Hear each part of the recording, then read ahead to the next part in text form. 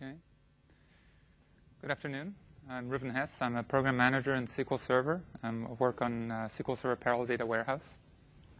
And today we'll be covering how you can use SQL Server PDW to run hundreds of terabytes of data in your BI solutions, with a specific focus on features we introduced in AU3 and their relevance in BI solutions. Quick show of hands. How many people here have heard about PDW? That's a good chunk. How many here are intimately familiar with PDW, maybe even have used PDW? 2 or 3? Okay.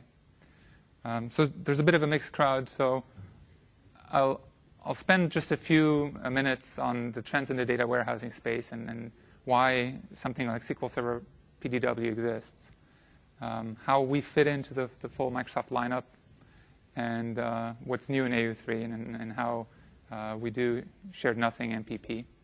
And then we'll dive into the AU3 functionality, how it's relevant in BI solutions, and then some customer success stories, as well as some details on the BI integration. Just to set expectations, there's a lot of really good BI courses and sessions here. So I'm going to focus less on actual demos of AS and RS and Power Pivot. The goal of PDW really is to fit into your existing infrastructure like a normal SQL Server. So if we're doing our jobs right, it'll look the same. There's a short demo on Power Pivot, and there's a demo on Hadoop. And then we'll spend a bit of time showing you what's next in PDW. So with that, I don't think these trends are new to anybody. Sometimes termed the data explosion, sometimes termed something else. But there's more data, used more often, and the restrictions from governments are increasing in terms of the archiving time periods. The expectations in terms of analysis are increasing. So just over a short period of 2 to 3 years, if you look at sort of the distribution of how customer environments expect to increase the average size of data warehouse is quite staggering. So the requirements are clear. You need performance at scale. Whatever solutions you have, they need to be able to scale and perform at that scale.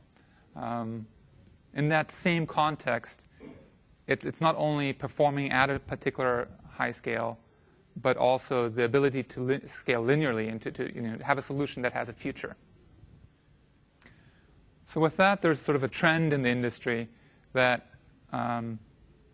there's a move towards an appliance model because a balanced appliance offers you the speed and offers you the scalability and offers you quick time to solution. So I wanted to also give you a bit of context here and in many other sessions throughout the world, and Microsoft, non-Microsoft, there's a lot of buzz around cloud. So how does a new appliance like SQL Server PDW fit into that trend? So for data warehousing in particular, the cloud is definitely part of the picture. It's definitely part of the future. But if you look more in the time frame of the next 3 to 4 to 5 years, appliances are actually the key trend. Cloud data warehousing is there. It'll come. It's more of a long-term trend. And so, for the immediate future, if you need high tier 1, high-end data warehousing, it's probably an appliance that you or your customers are looking at. So how does PDW fit into that picture? PDW is a shared nothing MPP data warehousing appliance. It's scalable from tens of terabytes to hundreds of terabytes. And as a shared nothing MPP solution, it scales linearly as you add hardware. It's standards-based, so we use commodity hardware. We understand standard SQL Server SQL, and we use SQL Server clients. And it's flexible. So both in terms of the hardware can be of, we work with multiple vendors. So if in an environment you're using HP or using Dell, it's your choice of hardware. The exact configuration of disks, there's multiple options in terms of high capacity versus performance, et cetera. And there's ways to integrate it into a hub and spoke model with existing SQL Server data marts to sort of really fit into the solution that you need in the environment. And it's very cost effective. We have class-leading price performance, but also we have now a new low entry point with a half rack that allows you to get there faster. And then because it's sort of an optimized, pre-tuned package, there's less sort of customization, less tuning, less effort in the beginning, which leads to both lower cost as well as to quicker time to solution. So more specifically, what does this look like? And we don't need to dive into the details of every single node, but at a high level, what you have in an appliance is a control rack and a data rack. From sort of the, where does the data sit perspective, that's all in the data rack. The data is distributed across all the different compute nodes that each have their dedicated storage. And this is what I meant with some of the pre-tuned aspects of the system. We carefully balanced it all to make sure that there aren't any bottlenecks. Too little I/O to satisfy the processors, or too little memory to satisfy the I/O, et cetera, et cetera. So the system is optimized end to end, and so the alignment of partitions and so forth is optimized. And then on the front end, you have the control nodes, which is what you interact with as sort of an end user, and what to you looks like just a normal instance of SQL Server. And we have management and landing zone and backup nodes, which have to do with sort of the health management of the appliance and sort of the patching, et cetera. Landing zone is sort of your ETL sandbox, and then the backup node has an obvious purpose with sort of the backup and archival function. When you run a query, you from sort of the customer perspective, you run it against the control node. What's really happening behind the scenes, managed for you, is the query runs against all the compute nodes. So how does that work in terms of, I mentioned the data is distributed across. So if you have your typical schema here, obviously quite simplified for the example, the smaller dimension tables, they will sit replicated across all the different nodes. And the distributed nature of the system kicks in with the big sales facts table in this case, or just all the big facts tables that are split up, and where a particular row of data only exists on one distribution somewhere in the system. So I mentioned it before. So you run the query against the control node. From sort of a client perspective, all you see is a SQL server. You connect. You run your query. The control node figures out how to best optimize to parallelize the query and sends the individual query steps to all the different control nodes. Compute nodes. And it's a shared nothing system.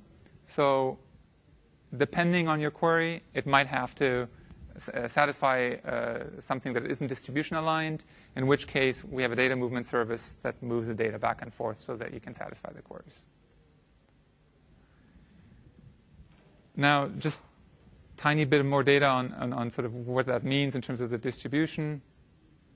That went through a bit too fast. But when you look at a particular query and you're looking at color, we actually have a distribution here on SSID. So if I'm looking at a particular color, those rows might actually exist on multiple nodes. So the shuffle move makes sure that we now move all the values of one type onto a particular node. Now, for this particular example, I'll give you that's such a simple example. The SQL Server would probably optimize this query differently.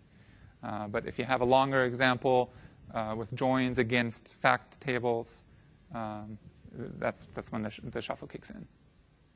And then from the different compute nodes that are all working on this in parallel, we merge and aggregate the results and return them as one result set. We don't need to get into too much detail here. SQL Server PDW is built leveraging the existing building blocks and the existing products from Microsoft and from SQL Server in particular. So on the back end, it is actual SQL Server that's doing the heavy lifting. On the front end, you're actually also using a SQL Server to do the control shell we're built on Windows, and we leverage Active Directory, etc. So while SQL Server PDW is a relatively recent addition, the components that we've been using have been in industry and have been enterprise grade for a long, long time. So AU3 is a really big release for us.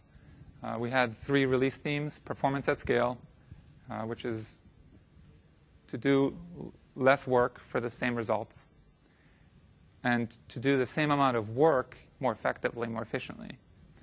We did a lot of work around SQL Server compatibility, and we'll get into more details there, around broader functionality and on offering a more complete alignment with normal SQL Server.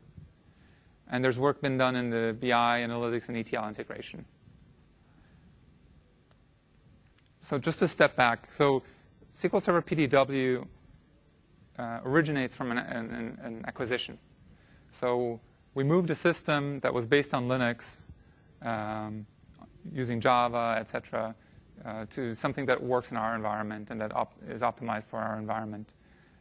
What that meant was that this was sort of the picture pre-AU3. And without going into all the details and all the little boxes, there's a lot of stuff that's involved in just everyday DBMS, just the basics around parsing and authorization, the whole security management, etc., that we had built in that system. And the problem here is obvious, right? All of that already exists in SQL Server. So the challenge for the AU3 release was to leverage SQL Server as much as we can and to focus the efforts of the PDW team on the MPP-related challenges. So the way this works now is that SQL Server runs as a shell appliance on the control node. And every database, every object exists on the control node without the user data. And DDL and large parts of the RDBMS functionality just exist, just work against the control node as it would with a normal SQL Server. So if you're doing a query against a security system, or if you're authorizing a query, all of that is exactly the same code and the same path as a normal SQL Server. And when you execute a query that actually uses user data, we do the query plan compilation and optimization and parallelization on the control node, and then execute against the compute nodes. So you issue a query. The query is sent to SQL Server, and SQL Server does all the optimization that it normally does, unaware of the distributed nature of the system. We get that back. We optimize it based on the parallel MPP nature of the system. We run that against the different compute nodes, and the results are aggregated and returned to the user. So there are more details here. We don't need to go into all the little bullet points. But from a SQL Server perspective, that already means that the years and years of optimization that we've done on normal SQL Server, we benefit from all of those. So the query is standardized and simplified. You have this logical space exploration, including join reordering, the space expansion, the physical space exploration. All of that, we benefit from all of that. And the reason this is important from a BI perspective is that in AU2 and previous releases, the optimizer was relatively sensitive to how you ask the question, how you write your query. Benefiting from the SQL Server optimizer, now you can focus more on what do you want as a result, what should your query return, and the particular order of your join, et cetera. All of that is now less relevant.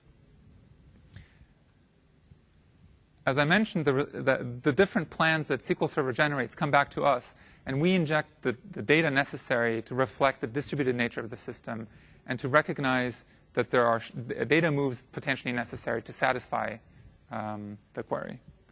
And we cost those different alternatives and pick a plan that has minimum cost across the whole system.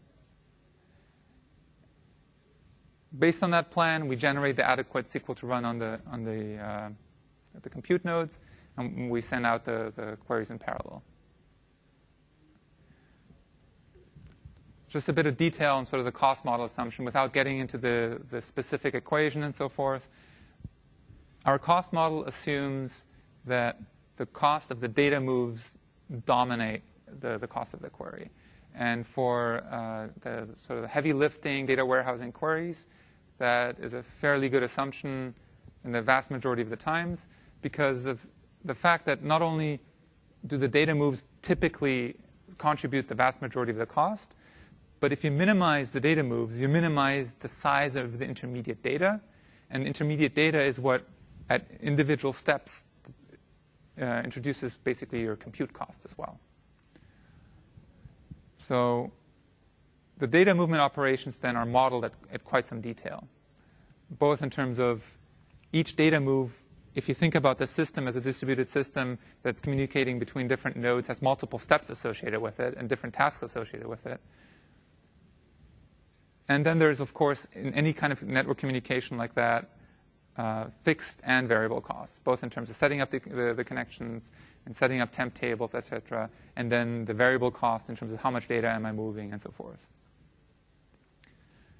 An important assumption that we have in the system currently is that your data is relatively uniformly distributed. Now, again, that's something that you probably want to strive for anyway, because if you're in a distributed system and you're running in parallel, regardless of how we optimize, if you have a lot of data skew and one node's doing most of your work, you're in trouble in terms of leveraging the system optimally. So what this means sort of at a high level, bubbling back up, if I'm sending a query to the system, as sort of an easy example, a very short query in AU2 would have resulted in an operator tree that does a shuffle relatively early on. And it actually does that on line item, which is, this is against TPCH, and line item is one of the biggest tables around. In AU3, it takes what seems like a counterintuitive approach and actually does a broadcast, which is, from a data movement perspective, initially it seems like a more expensive option, but because it uses the actual costing and the actual statistics, it understands that it's moving a lot less data. And even though it's from the outside in, potentially a more costly approach, in this particular case, it's actually the optimal approach. So we've done a lot of testing, and we've done a lot of sort of verification, both in terms of customer workloads, and we'll see more details later, as well as just pitting our internal benchmark workloads against both AU2 and AU3. And the results are quite phenomenal. So this is a sales test workload that we have that sort of is abstracted from actual customer scenarios that sort of includes a broad set of queries. And on average, in this particular case, we've seen a 5x improvement in performance. And we'll get to, sorry, question?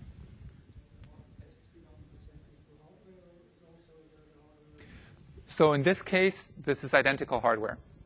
Later, we'll see some data from actual customer cases where it varies a bit. Sometimes we have the data only from sort of older hardware, and then we run it against newer hardware, and then we try to make it as apples to apples as we can. But that's not always feasible in a real-world scenario. When we do our benchmarking in-house, when we have control of the environment, it's apples to apples. So this is identical hardware.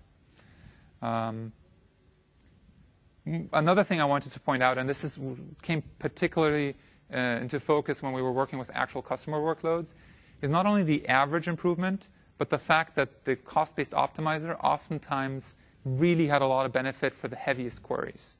So it pulled in sort of the worst-case scenario significantly, sometimes by magnitudes. So we've just looked at doing less work for the same queries. We've also done a lot of optimizations around doing the same work more efficiently. We inherited a system that had a data movement service. We moved that to C#. In this iteration, we took another look at everything we've done, and we really sort of optimized sort of the bottleneck scenarios.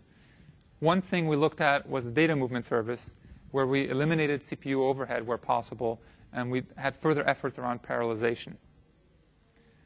So what this means is both an individual data movement might actually be faster, and the sort of the overall resource consumption of the system got a lot better. So you have sort of improved concurrency. So some of the movement operations were up to 6x faster, and then improved concurrency in terms of, as a whole system, if you have multiple queries running in the system, you have less overhead. Question? Yes? Why are you using ODBC and ODB? This internally, we used ODBC in that case because given the specific framework already in use and sort of the overall system, we found that this was sort of the most performant solution. Just very quickly, this is kind of tangential to BI itself. So with all the work we did around compatibility, our security model and our metadata model are now much more aligned with normal SQL Server. What this means for you, when you're worried about moving a BI solution from an existing SQL Server to PDW, you can bring with it all your best practices around security. And you have the script reuse, and you can tell your customer, or if it's in your own environment, you can reuse the same best practices that you're used to.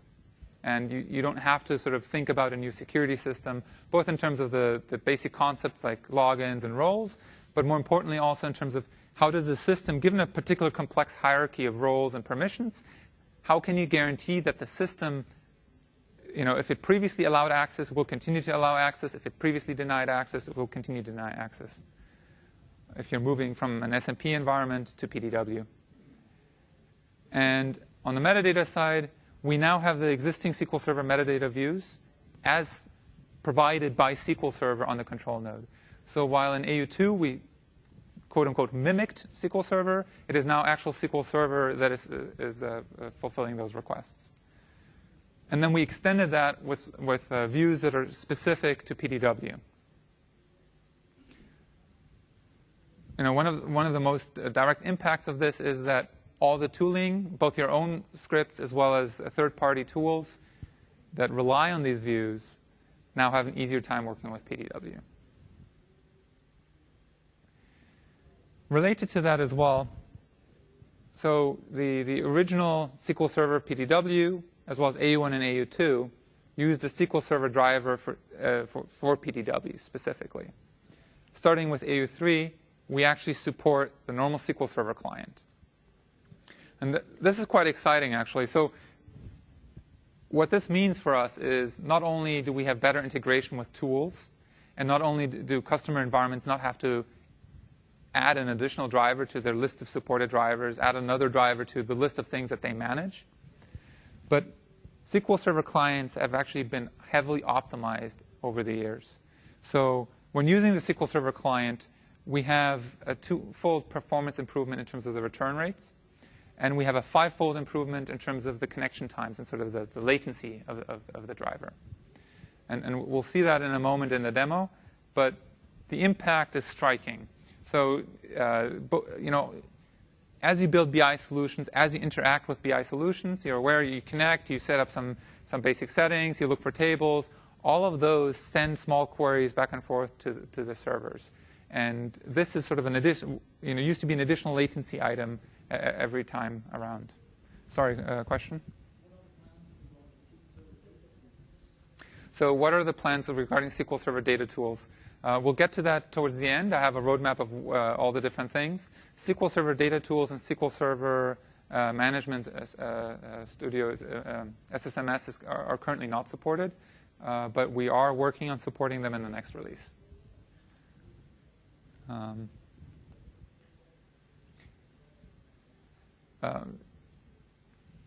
SQL Server compatibility, I already mentioned we did a lot of work. And one of the main items we focused on was around programmability and the support for stored procedures. So starting with SQL Server AU3, we have support for a basic set of stored procedure functionality. And I don't think I need to tell you this. A lot of reports, a lot of the AS cubes, etc. It's not unusual to find stored procedures encapsulating big chunks of the processing.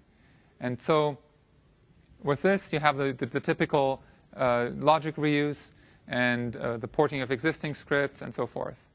And we'll see more details with sort of the customer environments. But despite some of the restrictions we currently still have in the system, we found that when we actually work with the customer environment, the vast majority of stored procedures, the vast majority of reports actually can migrate to SQL Server PDW with little or no modification. So currently we don't support stored procedure nesting. I should say recursive nesting or deep nesting. You can call a stored procedure from a stored procedure. You just can't chain that at an increasing depth. Or you can't call your own stored procedure recursively. You'll run out of nesting levels. And we don't support output parameters or return values and try-catch style error handling. One of the key feedbacks we had in previous versions of PDW was sort of increasing customer environments in sort of international environments or using international data, and the need for collation support. So starting with AU3, we have support for collations, and we have a much easier time supporting both local and international data. We support fixed server-level collations, and then the user-defined at column level. And implicitly, the restriction here is we don't support specifying the collation at a database level. You have to specify it at a column level. And you can't alter a column at this point in time, alter the column collation once you've created it. The benefit is clear. We've had customers now really being able to store all the data in PDW from the various offices across the world. And the existing T-SQL DDL scripts and queries need a lot less rewriting if they were collation aware before.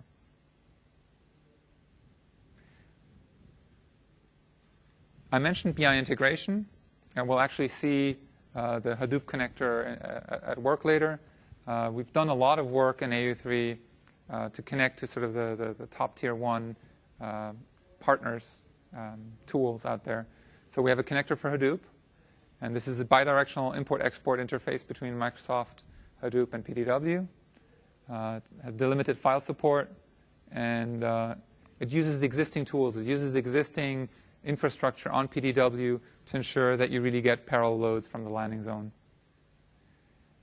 And then we have a connector for Informatica. So if you have an environment that uses Informatica for the ETL needs, we are now a native destination and source. And again, it leverages the existing PDW infrastructure for bulk loads and for fast performance. And we have a connector for business objects, where again, with the data integrator, we can now work with SAP business objects. So now to the exciting part, the customer success stories and the demos. So I was asked before, is that the same hardware? So this is benchmarking we've done at an actual customer environment of their existing solution versus PDW. So this is where it gets complicated in terms of ensuring that it's exactly the same hardware. Their existing solution was on SMP. Naturally, the kind of hardware you buy for that environment is different from the commodity hardware scale-out solution that we have for PDW. And since it was an existing solution, the hardware was slightly older than the equivalent hardware that we benchmarked against. But even if you accommodate for that fact, if you look at the runtime differences, you can really see that if you throw enough data at the system, shared nothing MPP is the way to go, and the performance difference is just staggering. So if you look at that particular environment, they had 80 terabytes data warehouse. This is a stock exchange in the US. And their existing SQL Server system was based on an SMP farm with 2 different clusters of 6 servers each. So the total number of servers was about even with what we benchmarked against in PDW. And the difference being that in a normal approach, they actually had hit a workload where they had to split their data sets into 2 clusters. And then service basically by running against each cluster and then joining the results. There are requirements on the outset where linear scalability with additional hardware. That was sort of the primary driver, and this is also a primary driver for many of our customers. Whatever their situation is now, many of the environments have really, really high growth rates, projected and real. So whatever their investment is right now, that decision needs to be a solution that can guarantee to scale well in the next 2 to 3 years. They also had sort of concurrency requirements, and they had the requirement to have hourly loads with queries running concurrently, around 300 gigabytes a day. And then finally, in terms of their end-to-end environment, they had a lot of investment into RS, AS, and Power Pivot, and the requirement was the BI integration needs to continue to be with those tools and with little or no migration costs. So this was actually a partner of ours in terms of working with AU3 early on. And we very carefully monitored and got feedback from them in terms of the stored procedure functionality, the prioritization of individual stored procedure functionality. And the feedback we got was that the stored procedure and T-SQL support was great. They migrated SSRS reports with no pain at all. They just moved the reports over to PDW. And the scan-heavy queries were 140 times faster. And the way that they had to think about the data changed. In their old system, they had a need to create summary tables and to take other additional steps to achieve sort of workable performance. What that also meant for them is, and this wasn't something that they had initially specified as a goal, but as they started working with PDW more, they realized that more complex queries that had always sort of been floating around as, I wonder what we can achieve with this kind of query or that kind of query in terms of understanding their business better, were now feasible. So with introduction of PDW in the system, they got a lot more business value out of their BI solutions because they were able to ask the questions that previously would never finish or where you just error out. A similar customer environment to some extent in terms of their reliance on SSAS and RS, but very different in other aspects, is a major retailer in the US. They currently have around 40 terabytes in their data warehouse. And they have a very specific business need. And this will be familiar to you in Europe as well. As governments change their requirements around compliance and archival, in the US, for some data, there's a time window of 7 years. What happens is that the business users realize that A, wouldn't be so bad to think about that time window in general in terms of analyses, and B, I don't particularly know whether this type of data will in the future fall under the same regulation. I might not need 7 years now, but I just want to keep 7 years to be safe. So what's happening is you have sort of data explosion not only in terms of there's more data that's interesting to me coming from more sources, but also as a business, I'm now moving towards considering bigger time windows. So similarly to the previous customer, primary driver was scalability. They can predict massive growth of data. They need a solution that will be able to keep up with it. And then sort of coming from that was, as they thought about, OK, what do we need from a high-end Tier 1 data warehouse, was a desire to move also to ad hoc queries. So previously relying a lot on reports and scheduled reports that sort of do the heavy lifting, they wanted to offer power users the ability to do ad hoc analysis straight against the system. When they moved to PDW, they moved all of their SSAS cubes straight away without any migration pains. And the performance met and exceeded their expectations. We showed 30-fold performance improvement on a data set that was expanded to meet their time window in the future relative to their existing solution on the existing data. Now, I mentioned it already. When we're doing our job right, PDW sits in your environment and looks like a normal SQL server. That's from a client perspective. From a sort of an overall environment perspective, You might work against PDW straight from AS and RS, or you might have an environment where you have local data marts that then use SQL Server as a backend for either the broader data set or periodic heavy lifting updates. And there's actually functionality in SQL Server PDW that allows you to create remote tables, as we call it, over InfiniBand on SQL Server that are running your data marts. So a very high-performance way of moving data from PDW to the SQL Server SMP nodes running in that hub-and-spoke model. And then I already sort of alluded to it a bit when I was talking about the customer environment. But in many of the environments out there right now, once they hit sort of the high end of what the server can handle, they will start looking at workarounds, creating summary tables, using more indices, and so forth. With PDW, a lot of that effort falls away. So there is a bit of a, the question is, I mentioned already, if we're doing your job right, you work with PDW not unlike you would work with a normal SQL Server. But there's obviously always a caveat to any statement. And in this case, there is stuff around just the nature of large data that is just intrinsic to all systems.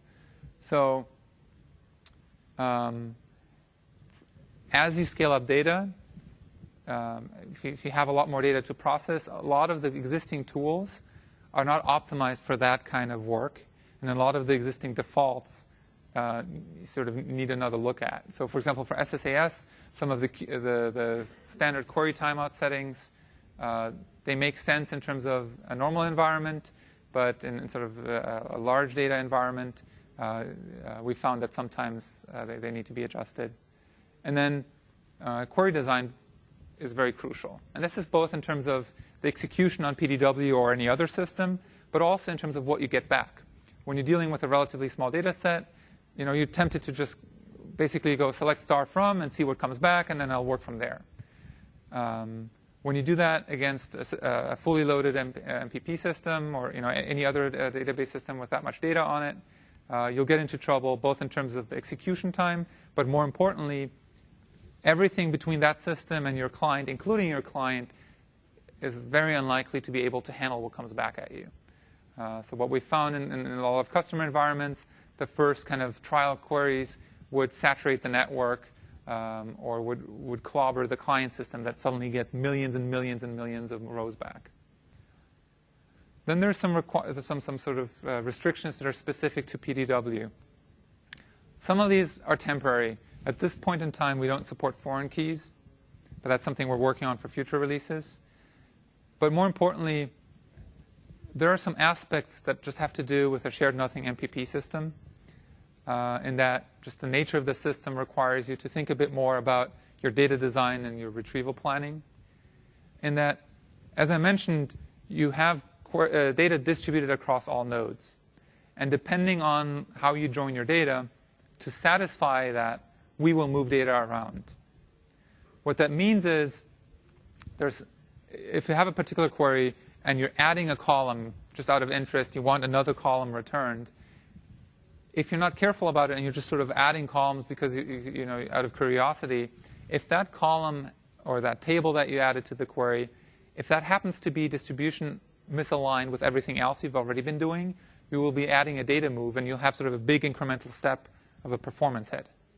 And that's nothing specific to PDW in terms of how we implemented it. This is just a distributed shared nothing MPP system will have that kind of characteristic. So in addition to just you're dealing with large data, so any kind of sort of simple query will suddenly be quite costly. Because it is a shared nothing MPP system, the way you think about data design is think about what is the data that you really want returned. What is actually the data that is driving your question or your sort of the business decision? And then SQL Server PDW does well with parallel queries. So to optimize it, design your cubes for parallel processing. That's less about sort of a penalty. This is more about you have a system, you have new strengths. Make sure you adjust your approach for those strengths. So at this point, unless I have questions, I'll quickly show Power Pivot against PDW. As I mentioned, we're not going to go into detail showing Power Pivot or AS in sort of the flashy details. There's a lot of sessions out there that already do that. What I want to show today is the fact that from a customer perspective, from your user out there, PDW can be used like any other SQL server. So this is a standard Excel Power Pivot functionality. You open a Power Pivot window. And actually, here's some of the details I mentioned with the further compatibility that we introduced with AU3. So prior to AU3, we had specific drivers for parallel data warehouse. So the path a user would take was basically slightly off the beaten path in terms of normal connectivity with SQL Server, both in terms of sort of the settings you set up, as well as I mentioned, the latency and the performance of the system. With AU3, you'll see this is literally the same connectivity as you get with a normal SQL Server, with the slight difference. Let me see. I can actually zoom this in a bit. With the difference that you actually have a different port that you're talking to. At this point, we don't support integrated authentication. So I'll just connect with SQL Server authentication. And I will connect to TPC-H. And for demo purposes, I just loaded 10 terabyte on the system. This is a one rack, so I could have had 100 terabytes on there. But for demo purposes, 10 terabytes is plenty. And let me actually zoom out here.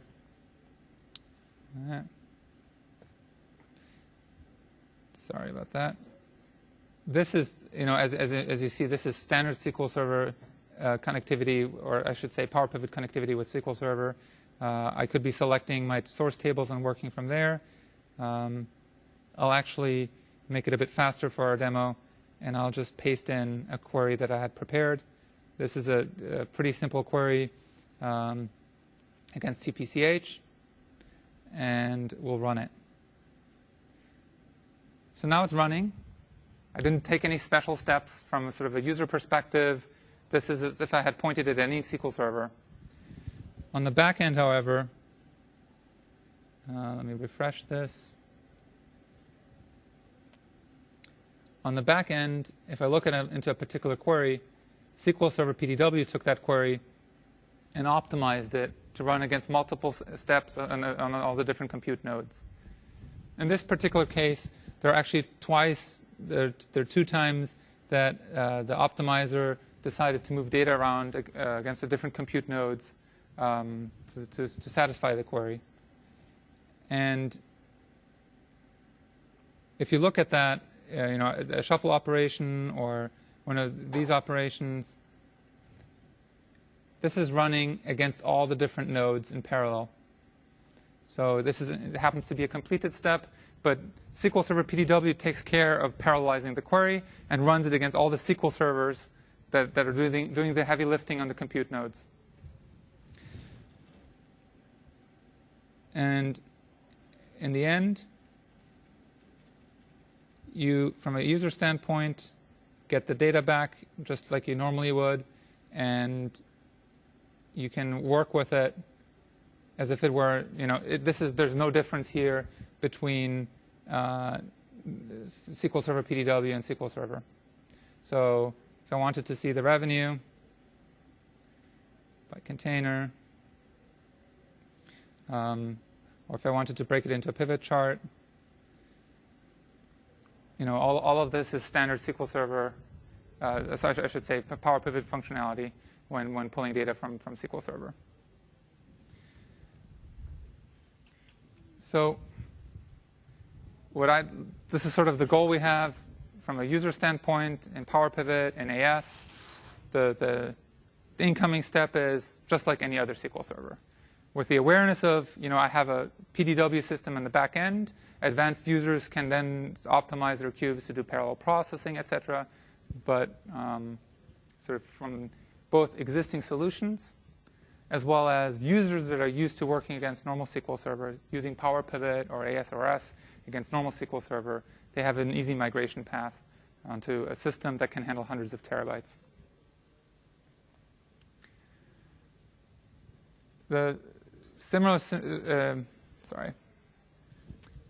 situation exists for key third-party tools. So we currently have support for MicroStrategy, SAP Business Objects, and Informatica. Other tools have a bit of a mixed experience. We have SQL Server client support, but we don't support every single language element that normal SQL Server supports. So depending on what you're both doing runtime as well as sort of the design time requirements of the tool, and depending on your tool, there are sometimes things that we don't support yet. A key point here is that with the work we've done in AU3, the investments that we have lined up for the future releases are focused on this compatibility. And the goal is, when it makes sense and when it's feasible, to light up tools, not by customizing the tools or customizing adapters for the tools, but by supporting the language elements and everything else the way SQL Server does. So basically, quote unquote, pretending to be normal SQL Server will solve the connectivity issues.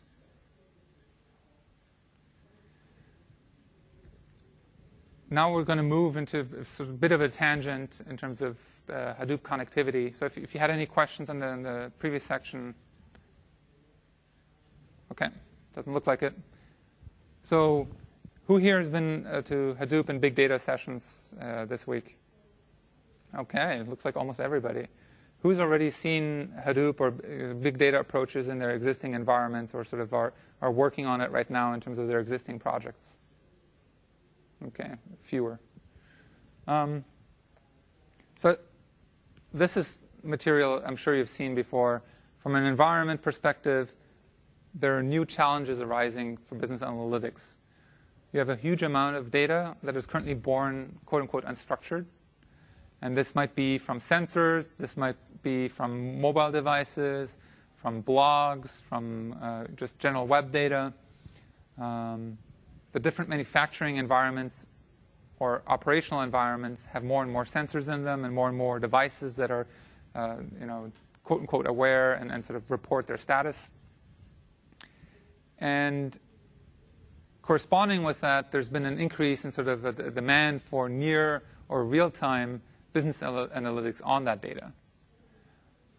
What that means is there's a need to filter all the massive amount of unstructured data to sort of the bits and pieces that are both something you can reason about in a meaningful, structured way, and that actually represents the core business insight and business value. From that perspective, as you've seen probably in the big data sessions, Hadoop offers a really strong platform solution for that kind of accelerated ETL processes for non-structured data.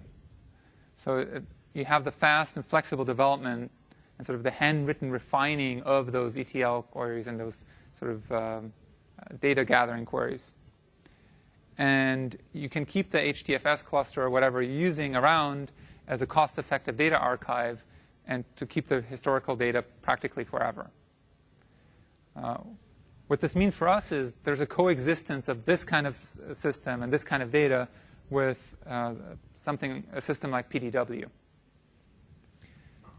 From an end-to-end environment perspective, you want an environment where the application programmers that are closest to either your web logs or your mobile devices, et cetera, understand how to go through the unstructured data and to pull out the bits and pieces that are interesting to you. And with our Scoop connector, they can move that from the Hadoop system to SQL Server PDW, where the data can be then integrated into end-to-end solutions that use your normal relational data driven by the normal business sources, your typical LOB applications and so forth. And you can reason about that data end-to-end with your normal BI tools, leveraging all the strengths of a relational MPP system like PDW. The way this works in a bit more detail, you have a normal HDFS cluster. You read the data in parallel via mappers. So if you throw more nodes into your system, you can read more data in parallel. And with a configuration file, we allow you to configure exactly how you're connecting to the PDW appliance. And you move the data onto the appliance on the landing zone, which is, as I mentioned, is the ETL sandbox. And with the PDW Hadoop connector, you also trigger the load from the landing zone into the actual backend of the appliance. And both the reads from the HDFS cluster are parallelized, and the load from the landing zone to the compute nodes is parallelized in terms of all the compute nodes are busy receiving the data, hashing the data, moving the data into the right place in the distributed system on PDW.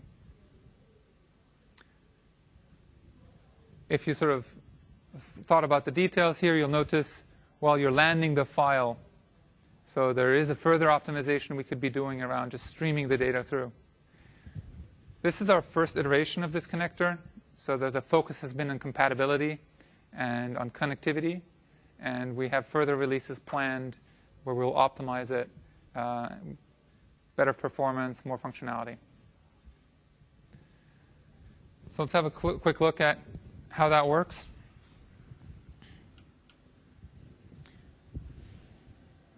So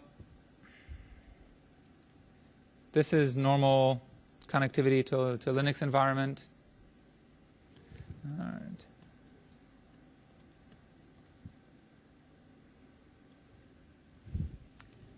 Okay.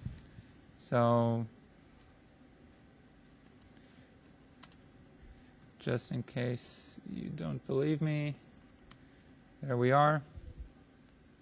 So what we can do here is the normal connectivity to the Hadoop file system. We'll show you what we have running here. So currently in this environment, and under this user, I just have this one file, which is actually distributed across on the Hadoop cluster. If you look into this particular file, this is actually a delimited file. Just for this sample purposes, this is 100,000 rows of a modified version of the line item table. And as I mentioned a second ago, I'm sorry.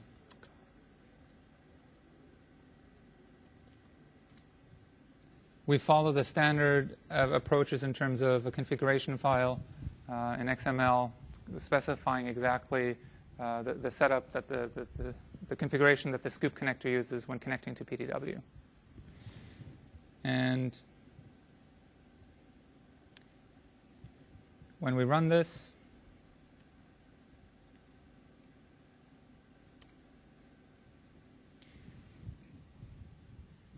this runs a normal scoop connector. It fires up all the mappers. It reads the data in parallel on the different nodes of the Hadoop cluster, and it moves the data to the landing zone. From there, as I mentioned, it triggers the loads. From the landing zone, the data moves in parallel to the different compute nodes. And so, from a business environment, that data file is the end result of application programmers that went through their unstructured data and wrote a normal Hadoop routine and the normal Hadoop approach in terms of going through their data and spitting out what they think are the valuable bits and pieces in the delimited file. With the scoop connector, you have a high-performance way of moving that back into our system. So if you look at what we just did, so this is Nexus Query Chameleon. This is the query tool that we ship with SQL Server PDW. As I mentioned earlier, we are working on support for SSMS. For now, this is the tool we use to query against PDW. The database I moved data into was a temp database, and I created a line item scoop table. So let's see. Let's make sure. Yes, we have the 100,000 rows. And let's have a look at that data. There it is. So from there on, if this had been a table that had been part of my other TPCH 10 terabyte data, we'd be running live with an end-to-end BI solution that moved data from an unstructured source through Hadoop into PDW. So really allowing customers to integrate unstructured data using the tools that already exist in the system, in their environment, for that kind of data into PDW, where they can benefit then from the faster execution of a system like PDW against the data, and from integration with the data that already exists in their relational systems.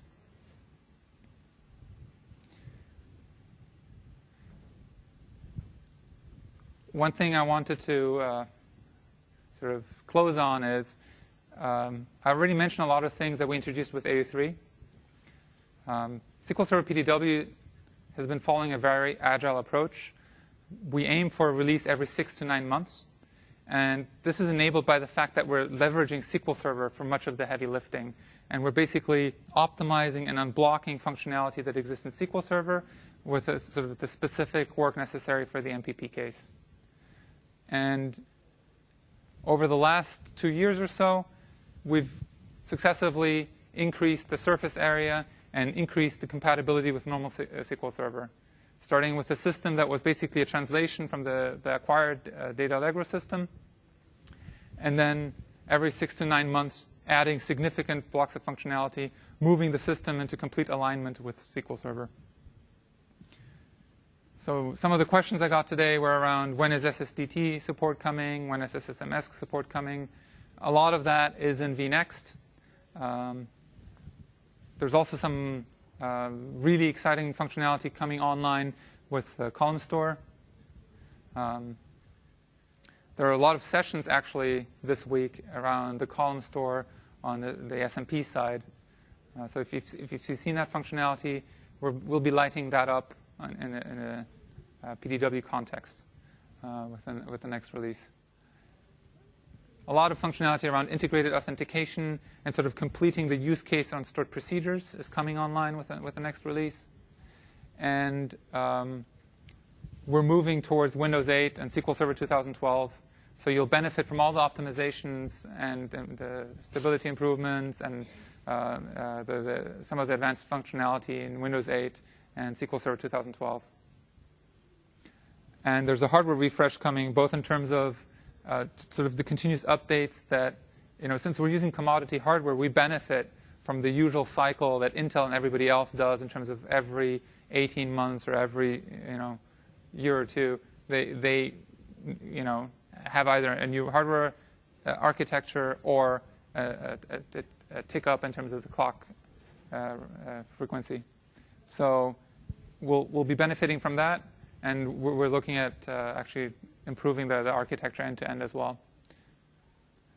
And we're doing some work around workload management, both in terms of sort of the concurrency management as well as an ability to really satisfy or help satisfy SLAs and priorities in an environment where some of the tier 1 BI solutions require sort of, a very specific time window or require the ability to honor priorities based on which business unit is accessing the system or which user is accessing the system.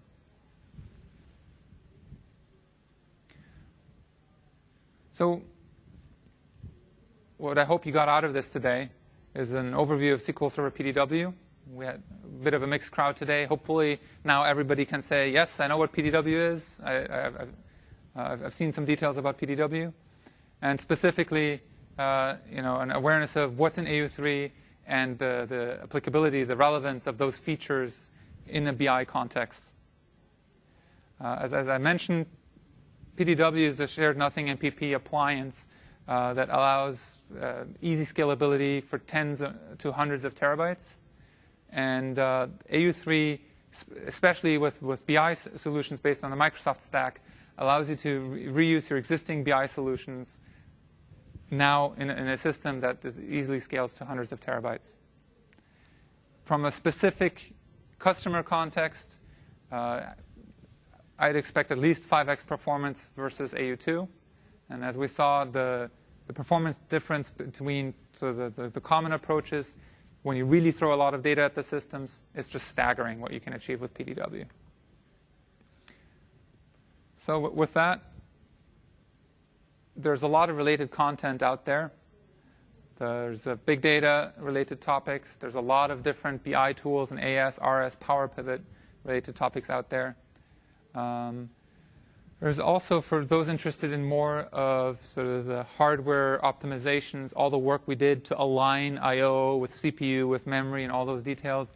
There's a TechEd session from 2010 that does a deep dive into all of those details.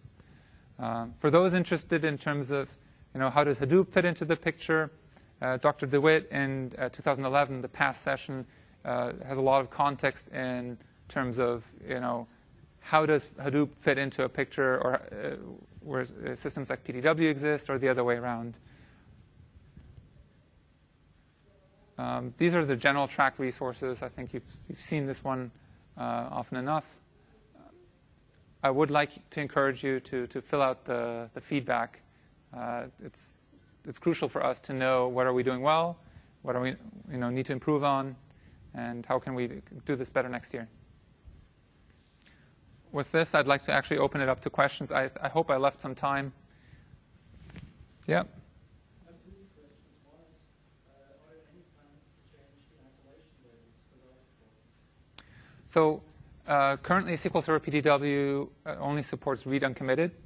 That is sort of the typical isolation level you'll get with a system like this, or for that kind of an environment in terms of the data warehousing queries. We are working on the other isolation levels, and it's coming in the next releases.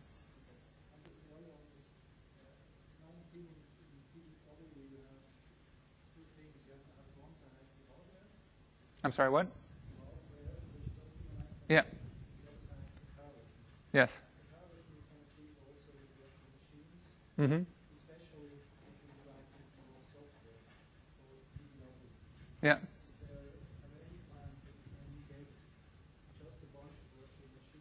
Mm-hmm. Simulate the functionality of the groups.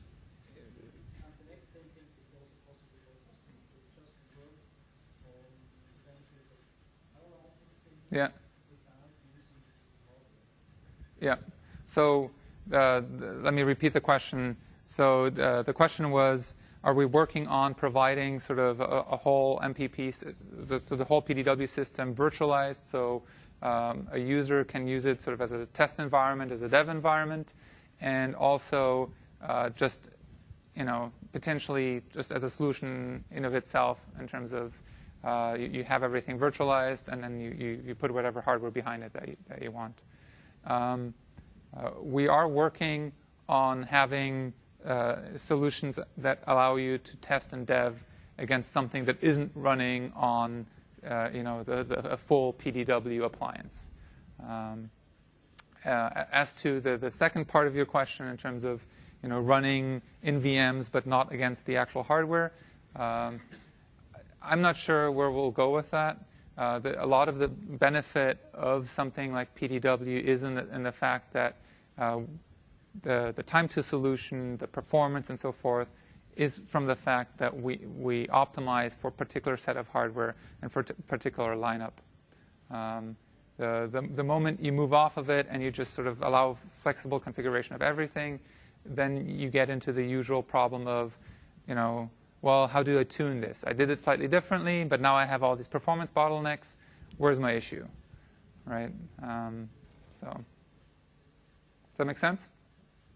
Yep. Just from an ETL point of view, Mm-hmm. when you're migrating to a PDW, what's the sort of process? Does SSIS just run the landing zone? Is there? So we have an SSIS destination adapter that allows you to connect to your data flows to PDW, to move data to PDW from SSIS or using SSIS. Is there any sort of special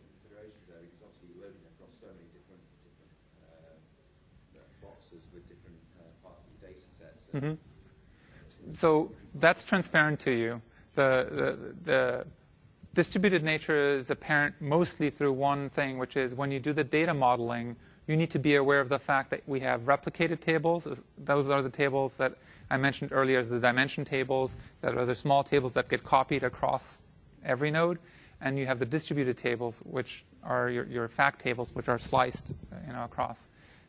You have to be aware in the beginning, or if you're the person putting together the data model, you should be aware in the beginning, where do I expect most of the data to sit, what are the query patterns I expect, and then you make that decision. Once that decision's made, when you configure your SSIS flows and so forth, whether it's a distributed or replicated table, the system accepts a load, and we do the distribution on our end. So an ETL process doesn't connect to all the different nodes, to the 10 or 20 or 40 compute nodes. It connects to PDW, and PDW handles the load. Another one as well. How does it handle fault tolerance and redundancy if one of the compute nodes dies and there's data that's only on that node? Do you lose the whole warehouse? Or? So let me, I can go to a specific slide. This is going to be too complicated. I'll share the slide with you later. There's a lot of HA and fault tolerance features in the appliance. We don't have a single point of failure. So, for example, on the compute node side, there's a spare compute node. On a particular rack, the compute nodes are clustered. If you lose a compute node, which already, in all likelihood, requires multiple failures because individual components in the nodes are already redundant, if you lose that, you'll fail over to that spare node. Also, at the software level, we've gone very, very far in terms of leveraging Windows failover functionality in terms of the redundancy and the failover and restart behavior of our services. So if you have a software problem, the first instance is that the system tries to recover itself by restarting individual services. On the storage side, the SAN nodes are redundant in terms of the individual components in them. In terms of the network connectivity, we have full redundancy for the individual links. So does that answer your question? It's a tier 1 solution. HA is very high up there in terms of the requirements. Okay. Yep.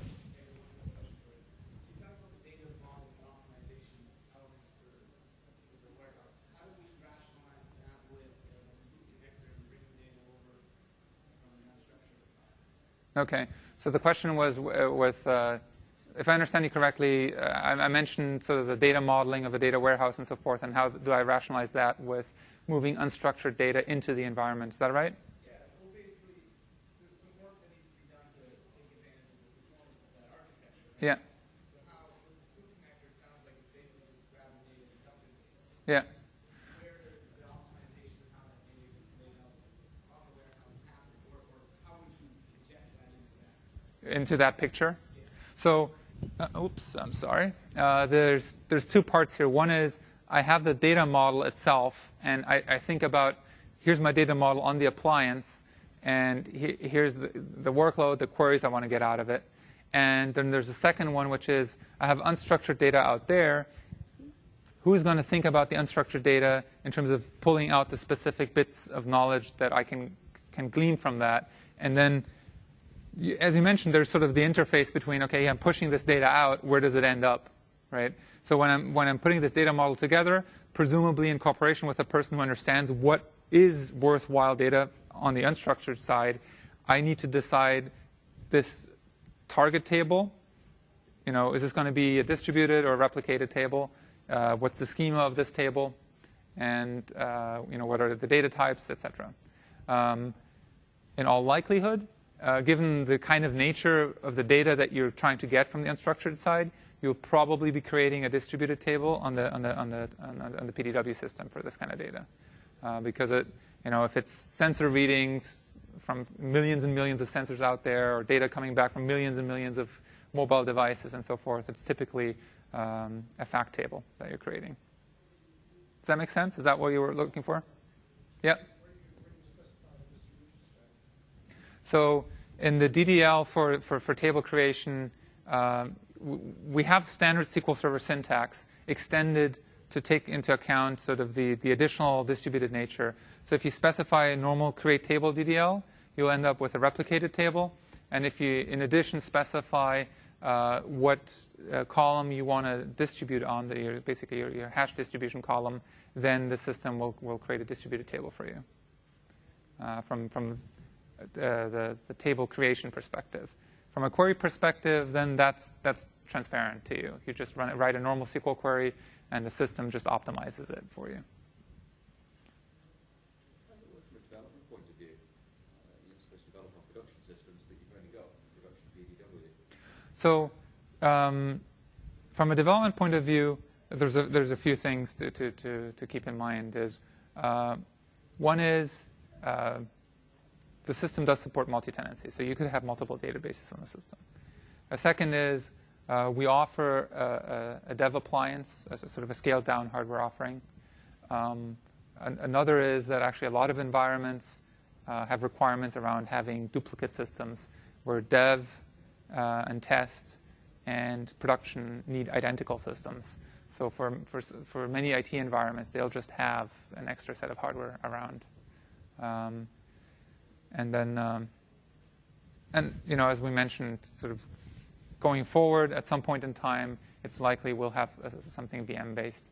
It gets tricky, though, because very quickly, in terms of dev and testing, on these Tier 1 solutions, you want to play with the real deal because you want to know what the performance looks like. Right? All right? Okay. Any other questions? Excellent. Thank you very much. And as I mentioned,